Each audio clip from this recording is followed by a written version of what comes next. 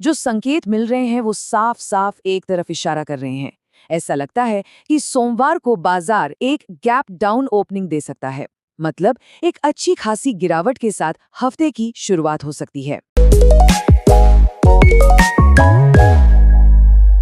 नहीं है, पिछले हफ्ते जिस तरह की गिरावट हमने देखी, उसके बाद मार्केट का जो माहौल है ना, वो काफी निराशाजनक हो गया है। एक तरह से कह सकते हैं कि पेसिमिज्म हावी है।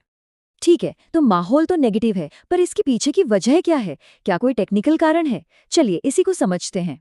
सारा खेल दो चीजों का है। पहला है गिफ्ट निफ्टी का इशारा, और दूसरा है, और ये सबसे जरूरी है, प्योर प्राइस एक्शन। मतलब किसी कॉम्प्लेक्स इंडिकेटर की बात नहीं हो रही, बस कीमत क्या कह रही है उस पर फोकस है। अब ये प्राइस एक्शन है क्या? सिंपल भाषा में ये चार्ट को पढ़ने की कला है। आप किसी इंडिकेटर पर भरोसा नहीं करते, आप बस ये देखते हैं कि कैंडलस्टिक क्या पैटर्न बना रही है, कीमत ऊपर जा रही है या नीचे, बस वही आपकी कहानी है। और देखिए, नेगेटिव ट्रेंड का सबसे क्लासिक सिग्नल क्या होता है? मार्केट एक हाई बनाता है, फिर थोड़ा नीचे आता है, और फिर जब वापस ऊपर जाने की कोशिश करता है तो पिछले हाई को पार नहीं कर पाता, एक लोअर हाई बनाता है। और जब ये बार बार होने लगे तो समझ जाइए कि ट्रेंड नेगेटिव हो चुका है। गिफ्ट निफ्टी का चार्ट बिल्कुल यही कहानी बयां कर रहा है।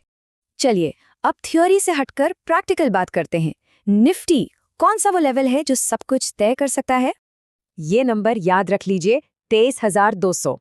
ये निफ्टी के लिए आप कह सकते हैं एक लक्ष्मण रेखा है, एक मेक और ब्रेक लेवल। सबकी नजरें बस इसी पर टिकी हैं। तो अब यहाँ से दो ही रास्ते निकलते हैं। अगर निफ्टी किसी तरह 23,200 के ऊपर टिक गया तो हमें एक बाउंस देखने को मिल सकता है ऊपर के लेवल्स की तरफ। लेकिन, और ये बड़ा लेकिन है, अगर ये लेवल टूट गया तो फिर नीचे की तरफ और दरवाजे खुल जाएंगे। और ऐसा नहीं है कि ये कहानी सिर्फ निफ्टी की है। बैंक निफ्टी और सेंसेक्स भी एक ऐसे ही अहम मोड़ पर खड़े हैं। बैंक निफ्टी के लिए वो लेवल है 53,645 और सेंसेक्स के लिए 74,415।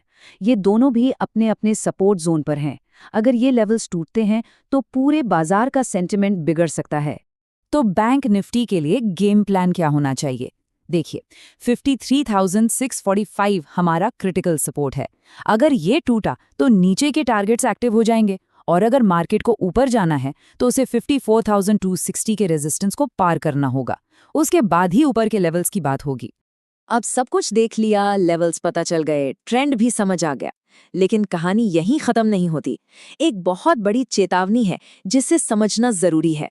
विश्लेषक साफ साफ कह रहे हैं कि मार्केट में जो छोटे मोटे उछाल आ रहे हैं ना, वो असल में एक ट्रैप हो सकते हैं, एक बुल ट्रैप। इसका मतलब क्या है? रिटेल ट्रेडर्स को लगता है कि मार्केट अब ऊपर जाएगा, वो खरीदारी करते हैं और फिर मार्केट और तेजी से नीचे गिर जाता है। तो सावधान रहना बहुत जरूरी है।